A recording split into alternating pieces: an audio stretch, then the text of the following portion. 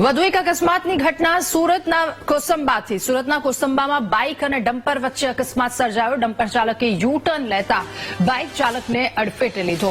Bike road સાથે ઘસડાતા આગ લાગી હતી। સદનસીબે કોઈ જાનહાનિના અહેવાલો સામે નથી આવ્યા। કોસંબા પોલીસે આ સમગ્ર મામલે કાર્યવાહી શરૂ કરી છે। સુરતની આ ઘટના બાઇક રોડની સાથે ઢસડાતા આ આગ લાગી છે। સદનસીબે કોઈપણ પ્રકારની જાનહાનિ નહીં। વધુ માહિતી મેળવીશું। સંવાદદાતા નિર્મલ આપણી સાથે ફોનલાઈન પર જોડાયા છે। નિર્મલ, સુરતના કોસંબા વિસ્તારમાં અકસ્માતની આ ઘટના, શું અપડેટ?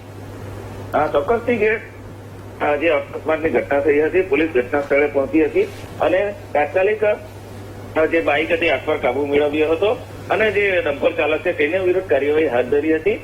કોસંબા જકાત નાકા પાસે એક રોડ મુખ્ય માર્ગ પર ખાડો પડ્યો હતો। ખાડો બચાવવામાં ડમ્પર ચાલકે લાંબો ટર્ન માર્યો હતો અને જેમાં જે બાઇક ચાલક આવતો હતો તે ડમ્પર ચાલકને દેખાયો ન હતો અને અકસ્માત સર્જાયો હતો। અકસ્માત સર્જાતા જે બાઇક છે ડમ્પર નીચે ફસાઈ ગઈ હતી।